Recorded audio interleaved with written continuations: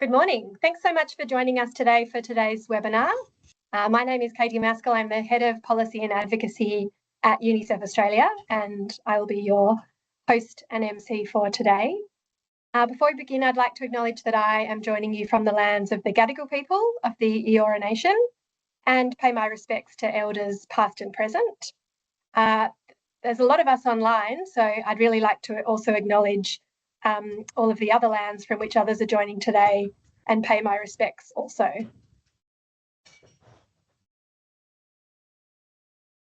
It's really my pleasure to facilitate today's webinar, where we'll be introducing the new report, Building a Secure Future.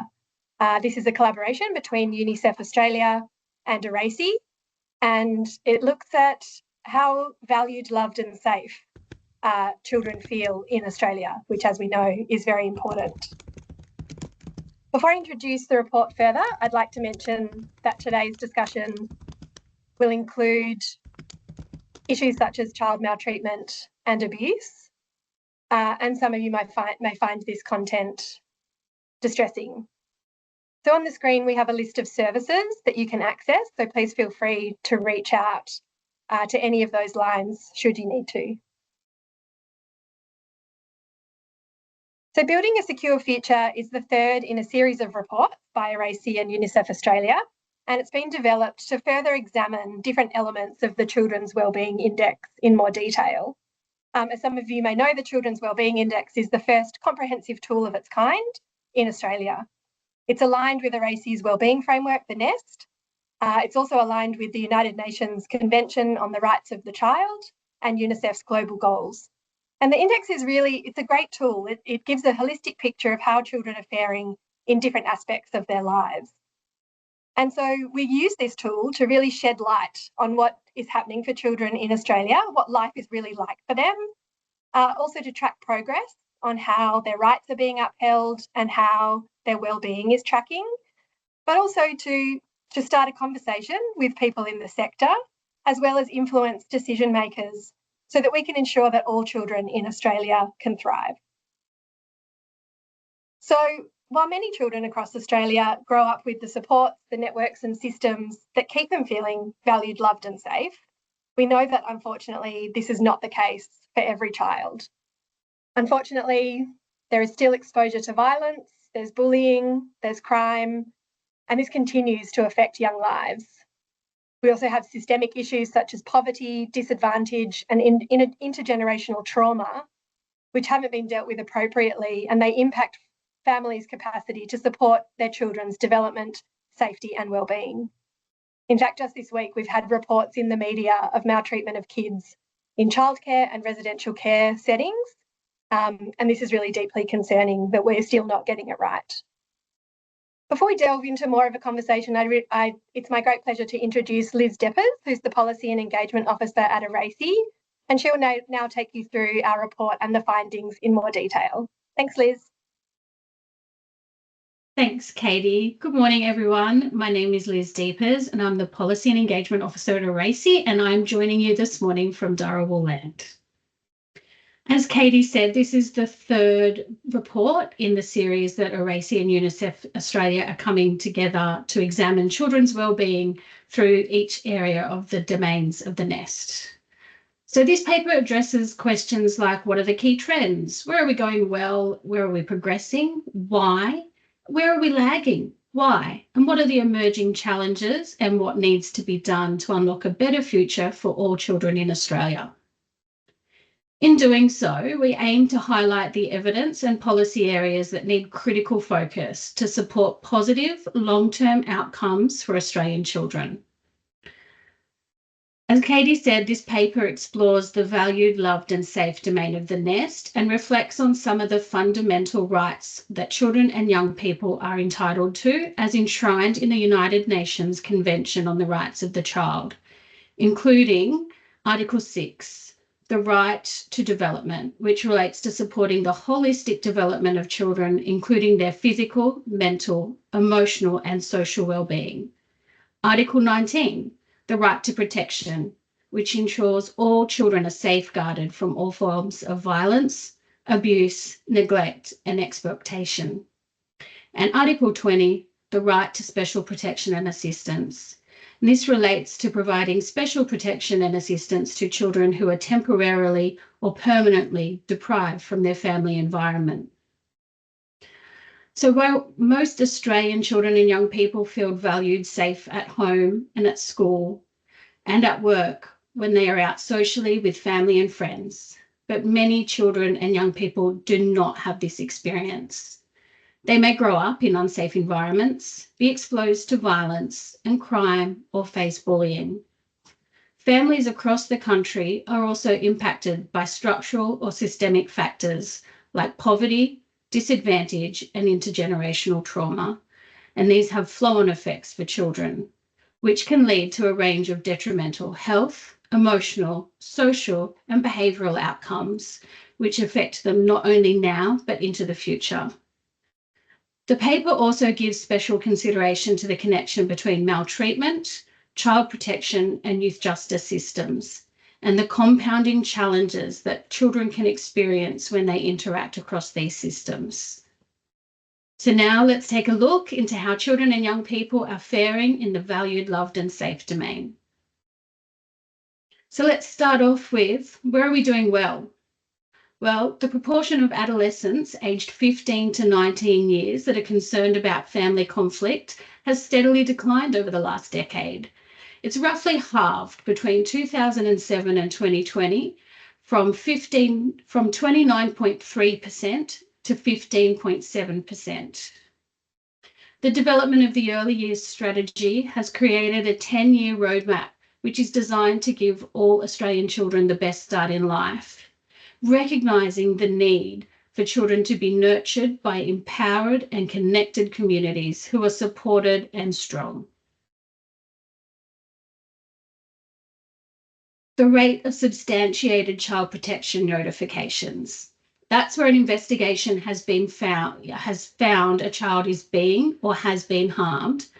This substantiation has decreased steadily among young children since 2021 for the children aged between 1 and 4 years and young people aged between 15 and 17. The rate of substantiation among infants, that's children under the age of 1 year, have decreased from 16.7% to 13.8% between the years 2021 and 2023. Similarly, the rate has decreased from 9.3% to 8.2% for children aged 1 to 4 years. For young people aged 15 to 17 years, the rate of substantiations has also decreased in the same period from 5.3% to 4.5%. While rates in bullying in children in Australia are higher than most comparable countries, we will touch on that a little bit later, the rate of young children with high levels of concern about bullying has almost halved since 2007. It's gone from 21.3% to 12.4%, with 64% of young people feeling that they can turn to their friends for support. In the years leading up to 2020, the rates of children aged 10 to 14 under youth justice supervision or detention decreased. The rates of children under youth justice supervision has steadily decreased over the last 10 years, with a reduction in both community supervision and detention. For children aged 10 to 14 years, youth justice supervision rates have decreased from 71.9 to 44.2 per 100,000 children. Between 2011 and 2020, the detention of children aged 10 to 14 years has also steadily decreased from 10.3 to 7.5 per 100,000 children. So, where can we do better? Despite the improvements in the rates of substantiation, we still have a really high prevalence of child maltreatment, with 3 in 5 Australians aged between 16 to 24 years having experienced some form of maltreatment, and nearly 2 in 5 16 to 24-year-olds having been exposed to domestic and family violence. In the same age range of 16 to 24 years, 1 in 4 have experienced child sexual abuse. and the rate of sexual assault of children aged 0 to 14 years has steadily increased. As mentioned earlier, the rate of bullying in Australia is among the highest in the world when compared with other OECD countries. 1 in 3 students aged 15 years report being bullied at least a few times a month. This rate places Australia 35th out of 43 of comparable countries. Our age of criminal responsibility is below international standards and inconsistent with the United Nations Convention on the Rights of the Child. The minimal age of criminal responsibility is 10 in all states and territories, except for the ACT, where it's 14 years. The younger a child is when under justice supervision, the more likely they are to return to supervision within 12 months. Among Australian children aged 10 years at their first youth justice supervision, 94% had experienced an interaction with the child protection system. Aboriginal and Torres Strait Islander children are overrepresented in the out-of-home care and youth justice systems. These children are 10 times more likely to be placed in out-of-home care and placed under youth justice supervision compared with all children of the same age. So the report also identifies emerging challenges for children and young people. These are safer spaces online, the cost of living crisis, and climate-related disasters. Recent media coverage of the government's proposed social media ban has sparked national debates about the risk technology poses to children and young people, and questions who should be responsible for their online safety. While many young Australians express concern about social media and AI, the research on the impacts, particularly in Australia, is limited and mixed. The social media ban offers both benefits. Social media both offers benefits like social connection, but also harms, including mental health issues and exposure to misinformation. Although the child wellbeing sector recognises these risks as a blanket ban, it's faced criticism for failing to empower youth or hold tech companies to account. Experts are calling for more research and collaborative solutions to balance the benefits and harms of social media. The cost of living crisis is significantly impacting the safety and well-being of children and families, particularly women experiencing domestic violence. Many women are forced to choose between staying in abusive relationships or facing homelessness, with financial hardship often cited as the reason for returning to violent partners. Over half of young people now identify the cost of living as their top national concern, with some reporting housing insecurity. Despite national attention, there's a pressing need for the government to act to strengthen social protection, including increased financial support, essential service subsidies, and access to safe, affording housable for vulnerable families. Natural hazards and climate-related disasters can disrupt children's lives by separating them from their families, schools, and communities, and also increasing stress and financial strain and social disconnection. These factors can heighten the risk of violence against women and children. Despite this known link, there is limited research on how such disasters impact children's safety in Australia. National frameworks have highlighted the need for further study and called for emergency response strategies that address these risks, including training for first responders to identify and support victims of violence. So as we said earlier, each paper considers a spotlight topic. For this paper, we considered the intersections between childhood experiences of maltreatment, family violence, and child protection with Australia's youth justice system. Evidence suggests there is a strong connection between complex challenges and barriers faced in childhood and involvement with the youth justice system. These include children's experience with housing and homelessness, access to quality education, drug and alcohol use, health and mental health, as well as a child's experience of safety and security at home and in the community. Children and young people who have contact with the youth justice system and the adult justice system, often later in life, have lived have lived experience of maltreatment, domestic and family violence, and contact with the child protection systems, including living in out-of-home care. While not all children who experience adverse conditions and maltreatment will have contact with the justice system, the data tells an alarming story around the high rates of interconnectivity. That data is 3 in 4 people who are arrested have experienced child maltreatment. Around 40% of children and young people who are under youth justice supervision have been involved with the child protection system. 94% of Australian 10-year-olds at their first youth justice supervision have had an interaction with the child protection system. There are a multitude of common themes occurring across child maltreatment, domestic and family violence, and engagement with the youth justice system and child protection systems.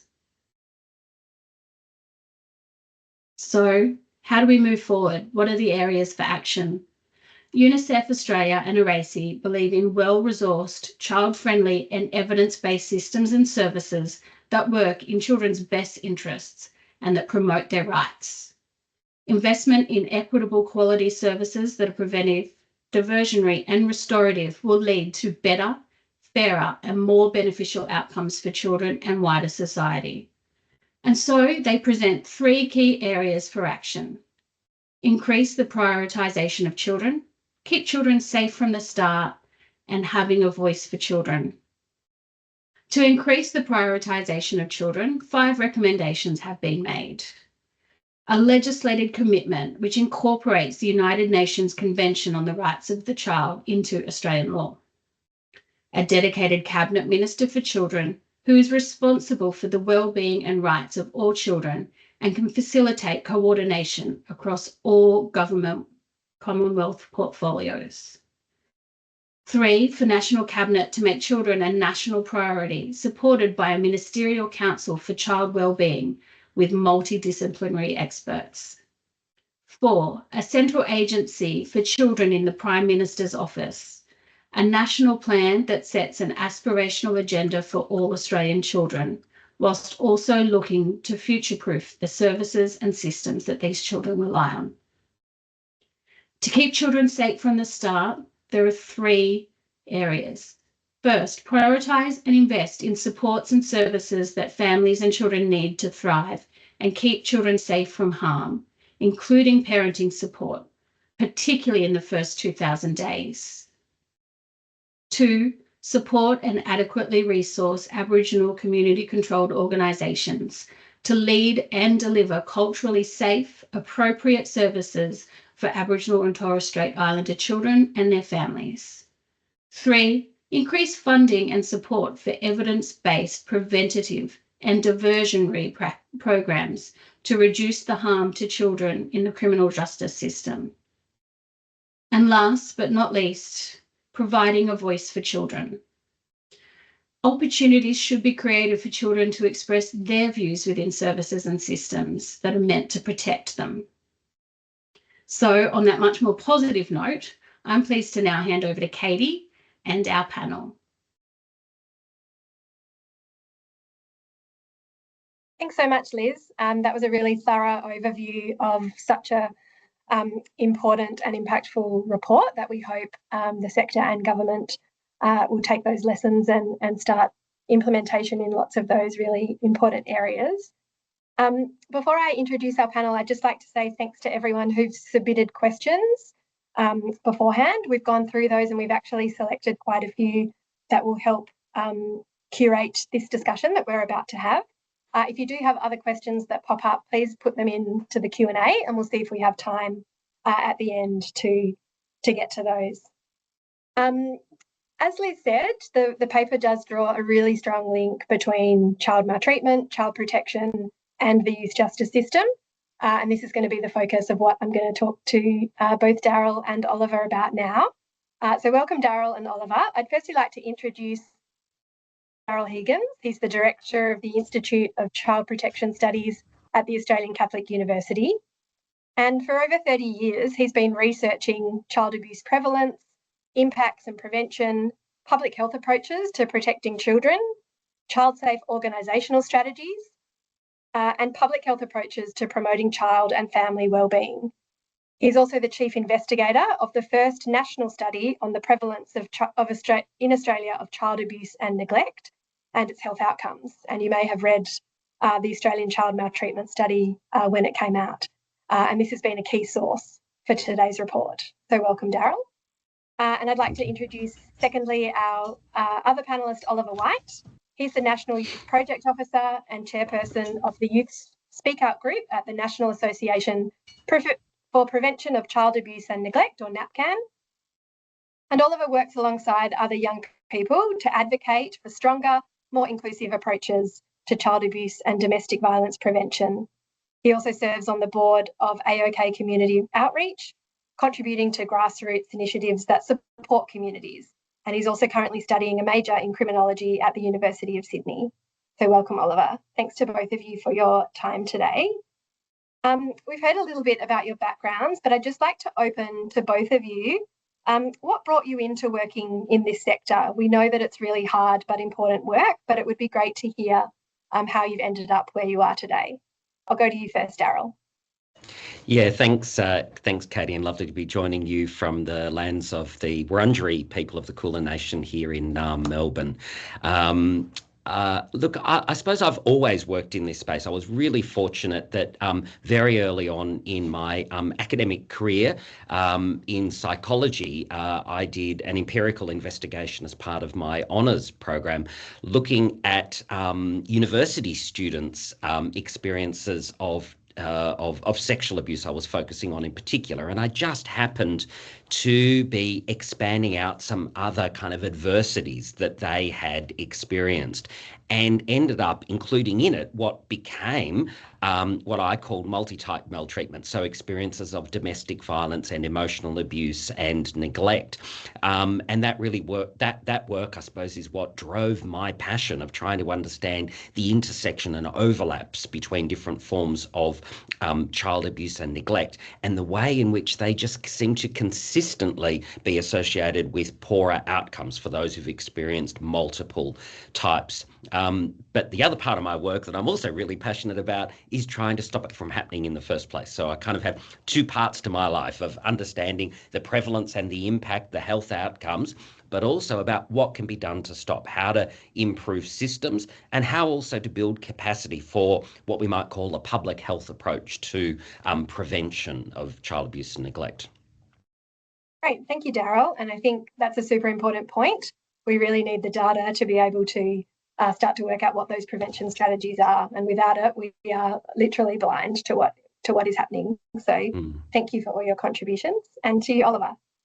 Thanks, Katie, and thanks, Daryl. I too would like to acknowledge that I'm on the lands of the Gadigal people of the Eora Nation, like Katie.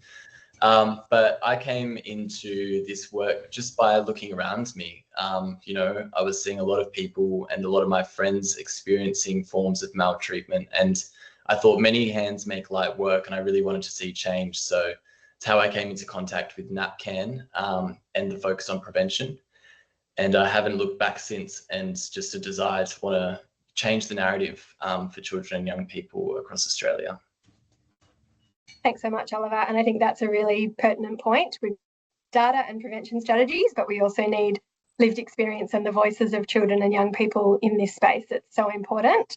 And without it, we can't do the other thing. So another question for both of you.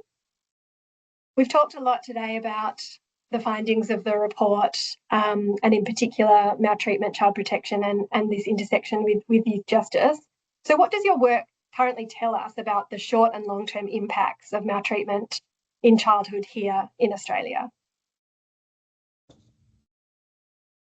Daryl, I'll go to you first. Okay, fantastic. Look, thanks, Katie. It's a great question, and as you foreshadowed, I was one of 10 chief investigators who were part of the Australian Child Maltreatment Study led by Professor Ben Matthews from QUT, and it's really been a career highlight for me, but also I think genuinely a groundbreaking study for Australia. It was a recommendation of the Royal Commission that such a study be undertaken because we just didn't know the national prevalence of those who'd experienced sexual abuse or any other form of child abuse or neglect. So our focus was sort of twofold, was to try and understand how common it is, but particularly its links to health and health risk behaviours and mental health outcomes across life. And so it was a nationally representative study of all Australians aged 16 and over. So we had 8,500 participants who match the the profile of the census data that was most recently collected before our data was collected in 2021. And unfortunately, we found really high rates of child abuse and neglect. So, for example, physical abuse was 32% of the population, sexual abuse 28.5%, emotional abuse 30.9%, neglect was 8.9%, but the biggest one on its own was exposure to domestic violence at 39.6%. But as I said at the beginning, one of the things that I was really passionate about was trying to understand, putting all those things separately tells us one story about how many experienced each different type, but putting them together, we found that 62% of this representative sample of Australians have experienced one or more different forms of abuse or neglect. And taking that into account, what we found was that 48%, so almost half of people who've experienced child maltreatment have a mental disorder, and that's compared to only 21.6%. So that's more, approximately, or more than double, about 2.5 times the likelihood that if you have experienced child maltreatment, that you will report a mental illness. What we did, though, was we also, acknowledging that maltreatment types go together, we wanted to separate out the contributions and acknowledge, if in fact you've already experienced one other type, what's the unique contributions of different forms? And what we found was that the strongest relationships with both mental health conditions like PTSD, anxiety, severe alcohol use and depression, and health risk behaviours like self-harm, suicide attempts, and cannabis dependence, there was double the likelihood of each of those things if in fact you'd experienced either sexual abuse or emotional abuse, once you'd taken into account all of the other experiences that they had. So, right across all of the different forms of mental illness and health risk behaviours that we assessed in the ACMS, we see this really strong relationship between the prevalence of child maltreatment and the likelihood of these clinical outcomes later in life. And even for young people. So we oversampled the 16 to 24-year-olds. We had 3.5 of our 8,500 participants in that age group. And we still saw those mental ill health and health risk behaviours, crystallising very early in that sample, which did surprise us a little bit. We thought maybe we'll only see these health impacts kind of later on in life. But it was really, really clear that even young people are seeing the consequences of the harms that they've been exposed to throughout childhood in this early adult period. Yeah, thank you, Daryl. That it's really sobering figures. I think it's all of that data that you spoke to is just unacceptably high for a country like Australia, and there's lots of work to do. And I think it's really interesting. We know that 75% of mental illness happens to children or to young people before the age of 25. So it really does. Your data supports that and really shows that we need to get it right in those critical years, particularly those early years, new parents, new babies. How do we support families so that we can really change those stats around? Thank you again. And Oliver, over to you. Thanks, Katie. And I think Daryl outlined it perfectly in regards to there's just lower and worse outcomes across the board in regards to those who experience maltreatment.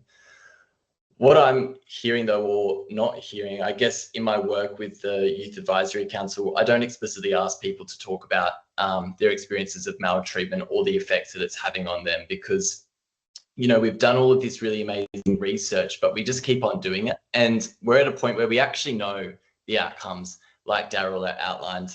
And we're continuously engaging victim survivors and asking them to relive some of the most traumatizing parts of their life and giving them piecemeal payments or vouchers, which inevitably go and fund the psychological support they need to actually recover from reliving that. So what I'm actually primarily hearing now is there's a lack of inaction. It's across our sector, but it's primarily coming from government. There's no action. And, we've just voted in a Labor government on the basis of hope, placing our hope that they'll do better than the opposition. That hope has not been grounded in anything actually tangible at the moment. Albo had a chance to appoint a Minister for Children and didn't do that. So what I'm hearing is the lack of inaction can actually be on par with the abuse itself at times, not following up when we've been asking them, what do we need to do to improve the systems and services? What's happening? What's the data telling us? And just the lack of follow-up is really traumatizing for these young people as well. So that's all I've got to say on that. I think Daryl outlined the data in regards to lower outcomes across the board. Thank you, Oliver. I think that's a fantastic point.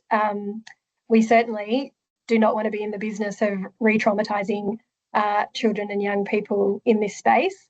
We know the areas where we need to improve, and we all really need to work together to create that political will and find some solutions to these really thorny kind of policy issues that are affecting our country and our smallest members.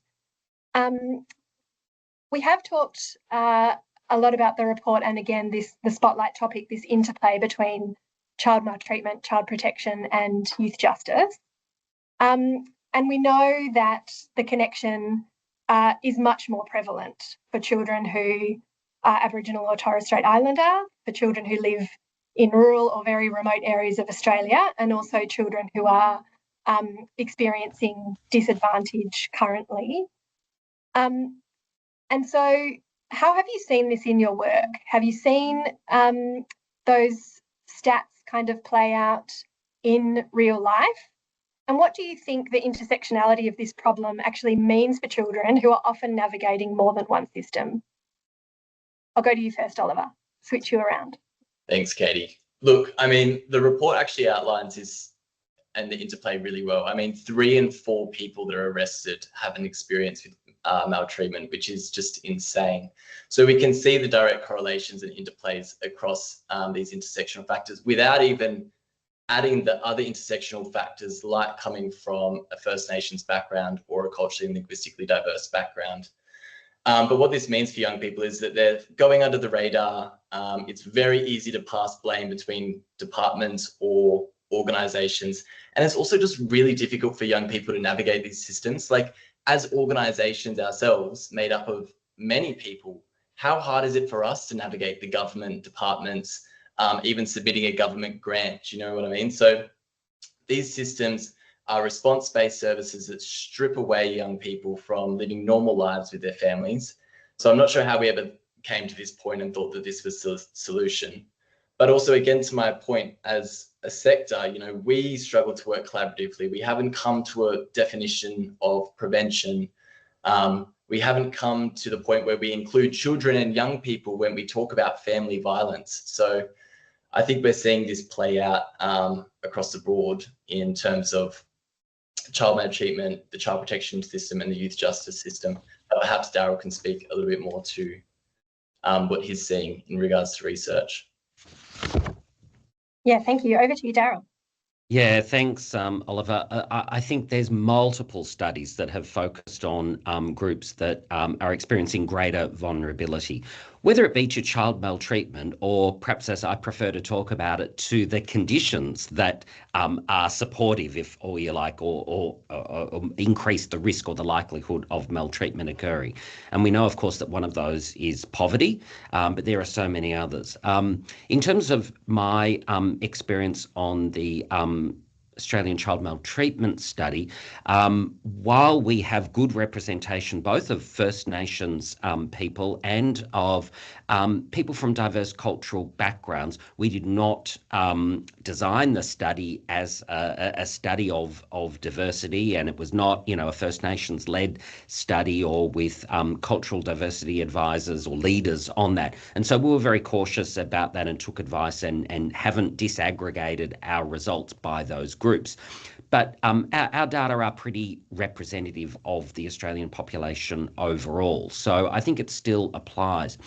But what we certainly have seen in our data is that those factors that we might call family-related adversities, or ACEs, adverse childhood experiences, were a really important predictor. And I was particularly concerned about not just the high prevalence rate overall of 62%, but that, nearly 4 in 10 Australians had experienced 2 or more different forms. So that high prevalence of multi-type maltreatment, we wanted to try and unpack that and understand, why is it that some children are exposed not just to one, but to multiple types of abuse or neglect, and what's going on in their childhood. And so we did this really interesting, and I think fairly sophisticated analysis of the family-related adversities, and do they help us distinguish, if you like, between those who had a greater likelihood of experiencing multi-type maltreatment compared to those who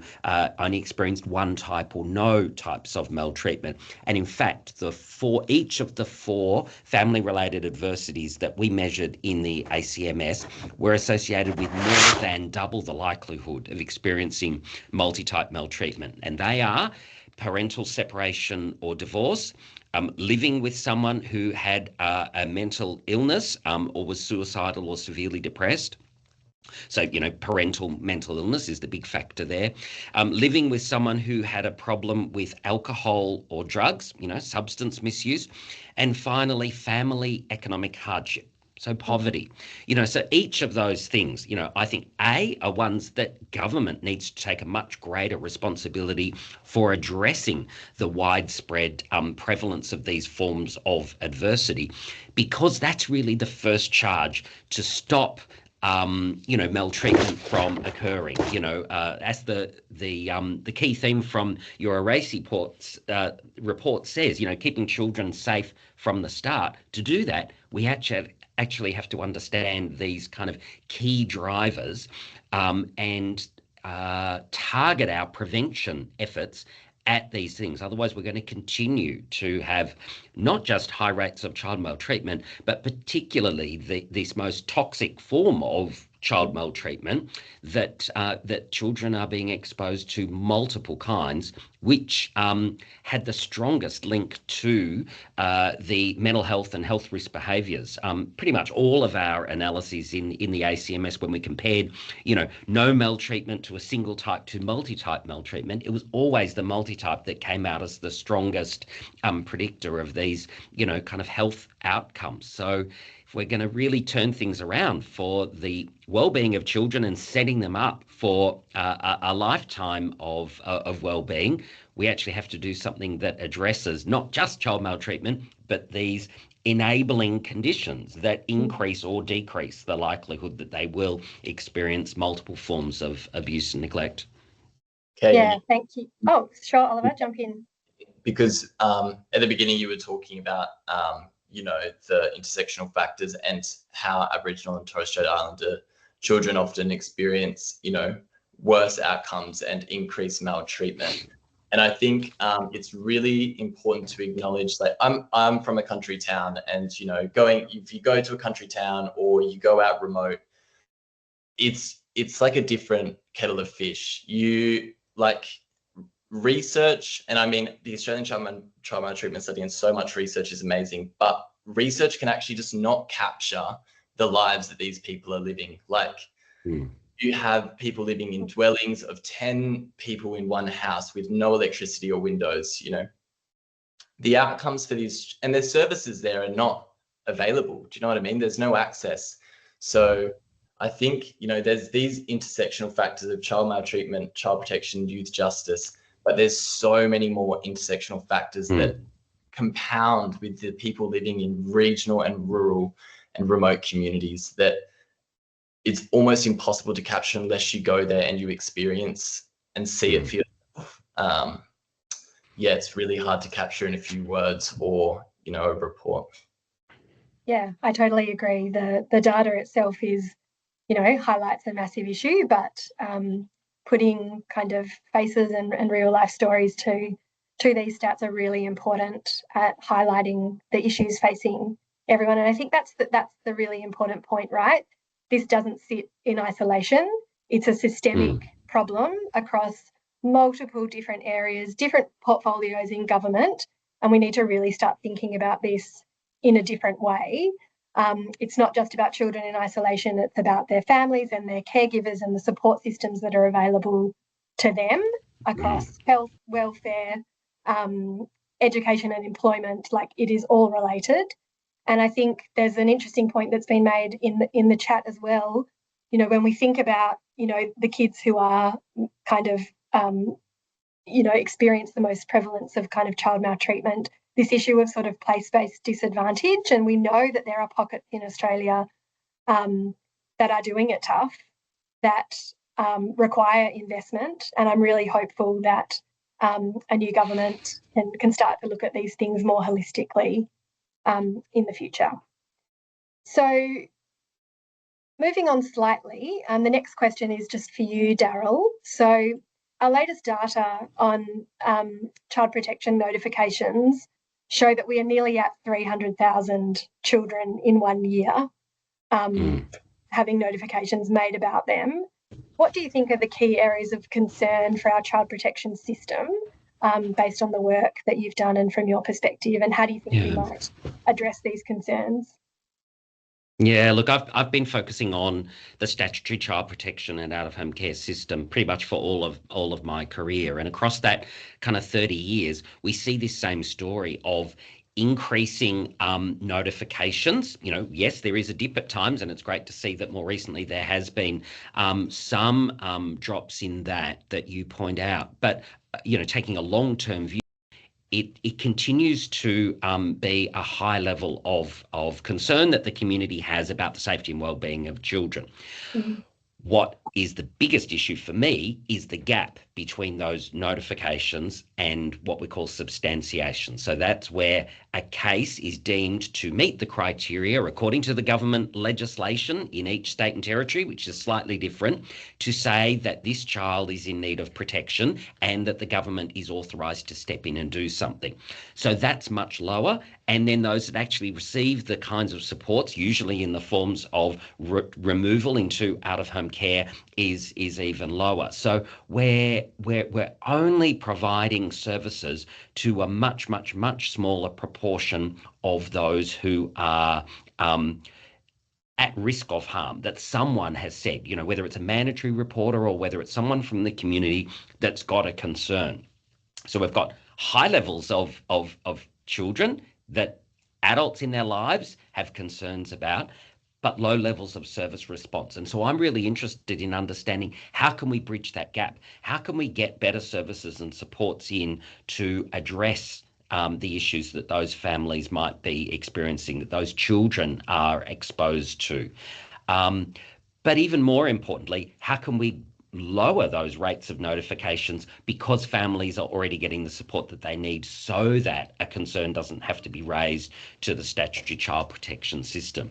And that's one of the big things, I suppose, that my work has focused on right across my career is that we often think of a child protection concern or notification as being the same thing, or even a child substantiation in the child protection space, as meaning that's the rate of child maltreatment. And I think our ACMS study really shows a big gap between those two, that 62% of the entire population have experienced one or more different forms of child abuse and neglect, and yet only about 5% of our sample said that they had child protection or out-of-home care contact.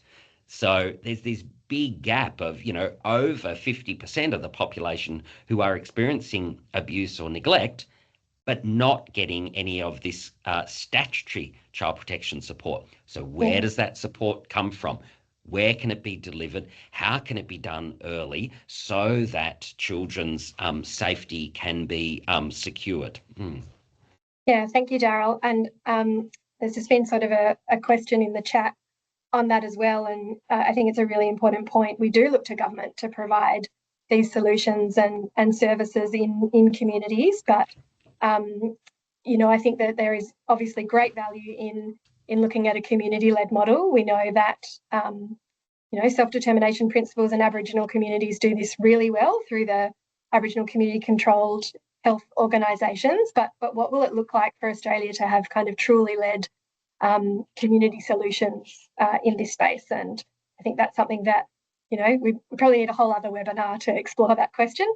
So I'll leave that there for now. I think we've really touched on a lot of the issues that kids who experience both maltreatment are in the child protection system, that is usually a funnel kind of directly into the youth justice system, and it is those pathways that we really want to kind of disrupt.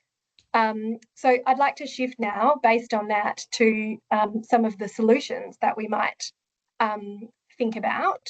So have you seen any kind of, this is for both of you, by the way, any kind of promising programs or practices or moves in the right direction? And that can be both domestically or internationally. I know specifically in the youth justice space, countries like Scotland are really leading the way in how to do youth justice in a different way. So I'd love to hear from you on any kind of promising programs or practices that you've seen. Oliver, I'll start with you. Okay, thanks, Katie. Look, I was also just more broadly, culture, like you pointed out, is just huge, and self-determination. And of course, coming from NAPCAN, I have this major mindset around education as really fundamental. And obviously NAPCAN delivers a lot of preventative education models and programs. But there is, there's a few particular ones that come to mind. There's this program called 1% in the Northern Territory that are run by two blokes called Dante and Jade, I believe. And that's really using things like sport and activity to bring young people in and create like a way to start conversations, really. We have those two blokes coming out soon through a different campaign that we're running.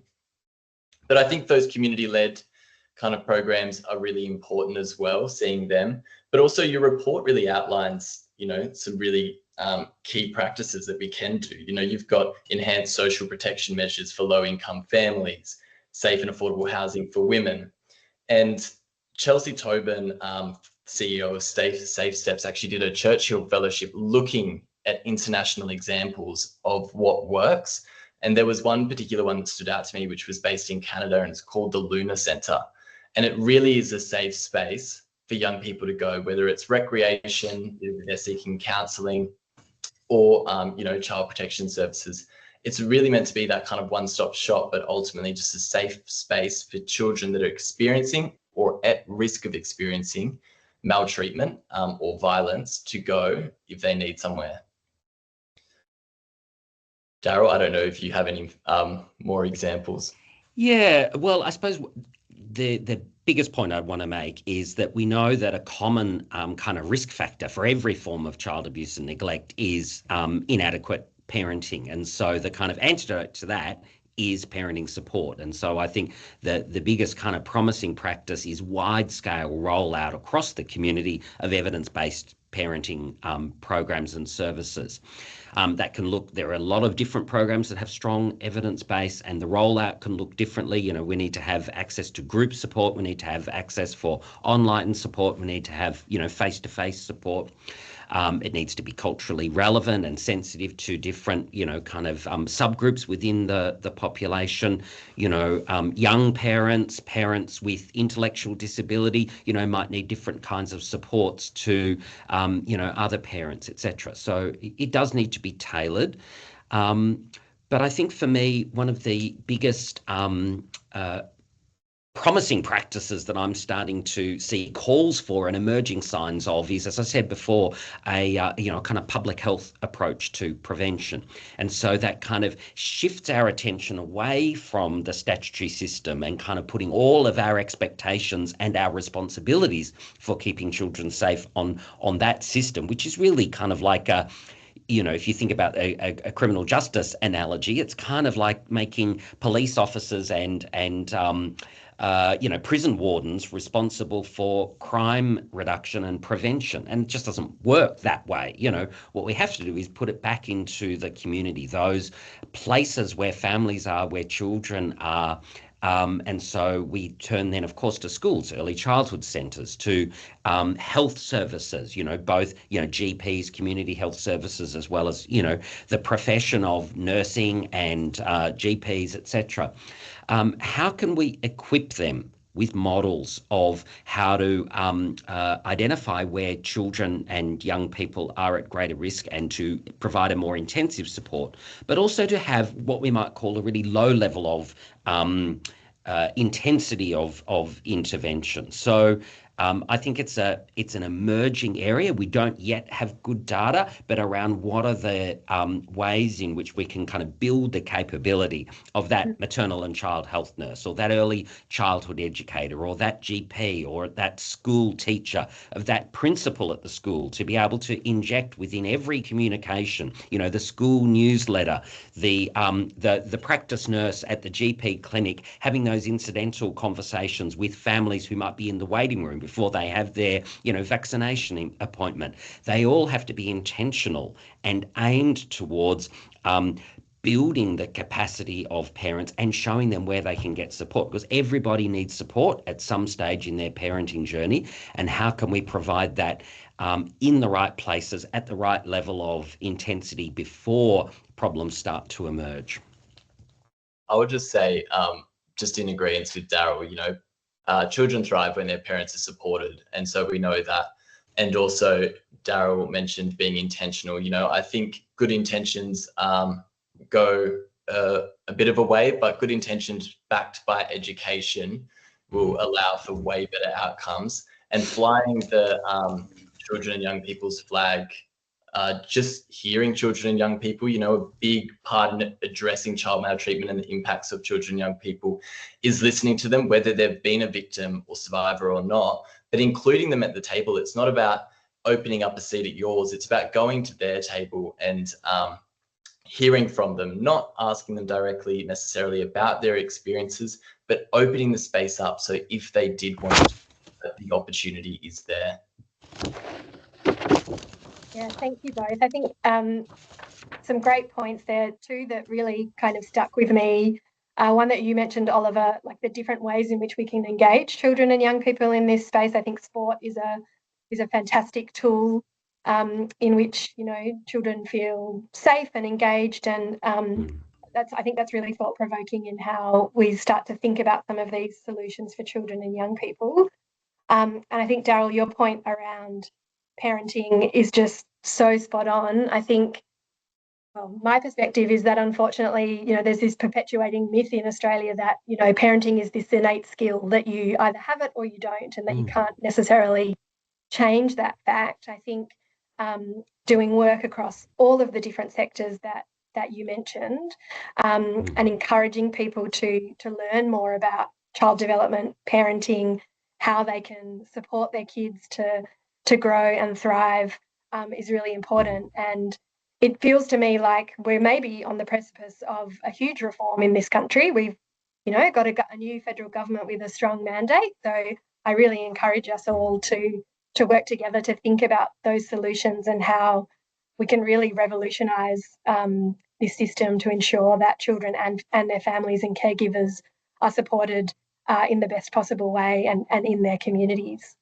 And wouldn't it be great if we had a cabinet level, national minister for children that was able to do some of this stuff, to drive an agenda around parenting support. You know, there's so many different things from a prevention agenda that just ends up slipping through the cracks because it requires coordination across different portfolios. It doesn't sit within, you know, any one Commonwealth or state or local government portfolio. It crosses all of them. And we really should have had by now a national summit on child maltreatment prevention. And NAPCAN, myself and others have called for this. And we still have not yet had a positive response from government to say that they will do this. Mm-hmm.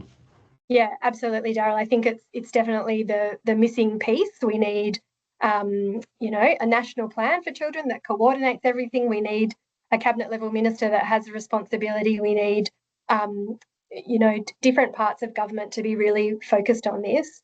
I think there are movements in the right direction. You know, we have data on children included in the Measuring What Matters, which is our kind of national budget statement going forward. So I think incrementally we're starting to kind of see some shift, but yes, I agree. I think we need more attention, and I'm hoping now really is the time that we can all band together and advocate for this, not just at the federal level, but coordination between states and territories too, because, you know, the service system, particularly in health and education, as we know, is run by states and territories. So how do we ensure national coordination across these really important factors for children?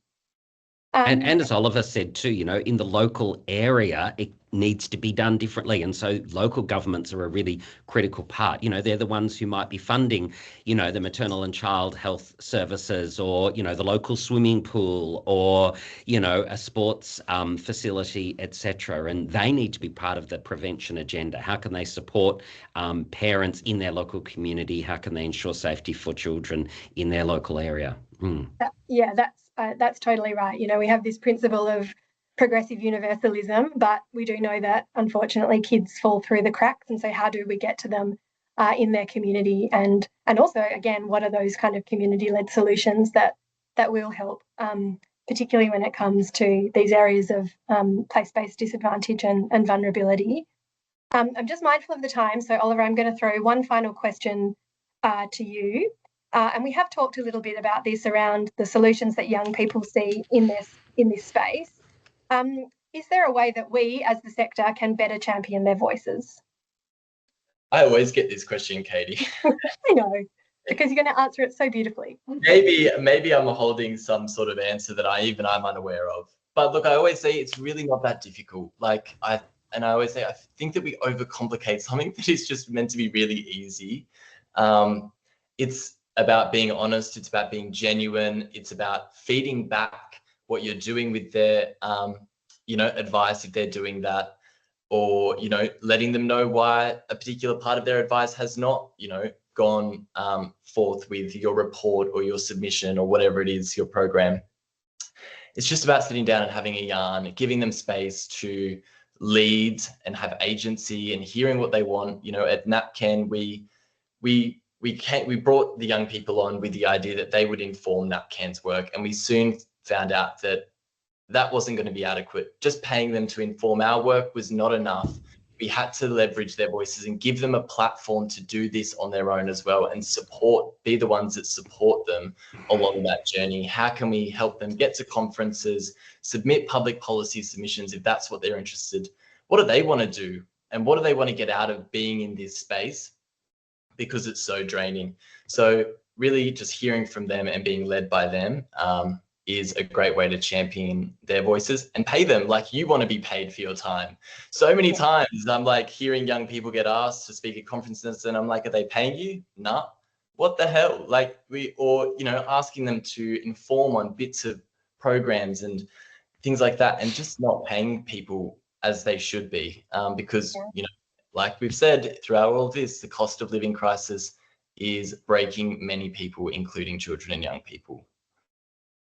Yeah, thank you. I think a great message to kind of end on there, which is it's simple, don't be afraid, engage them, and please pay them for their time and their expertise, because they bring their own sets of life experience and that. I want to say a huge thank you to both Daryl and Oliver for joining us today. This has been just a fantastic conversation to hear all about your research, the work that you do, the experiences that you have had in the sector. And I think hopefully we have provided the audience with some positive kind of future milestones to hit in some of those kind of policy and programmatic solutions that we hope all governments and communities can start to think about more holistically. So thanks again, Daryl and Oliver. We really appreciate your time and expertise. And thank you to all of our audience today. It's been fantastic. We've had up to 165 people online, so thank you so much for joining with us to launch the Building a Secure Future report today. We really hope that you have learned something about how to better protect and support children and families in Australia, and we really look forward to continuing the conversation and working with you all in this really difficult but important space. We hope you'll take the time to look at the report. You can find it at www.unicef.org.au/a-secure-future. And if you have any questions, please feel free to reach out to one of us here at UNICEF Australia or at ARACY. Thanks so much again for joining us. Have a wonderful afternoon, and we'll see you next time.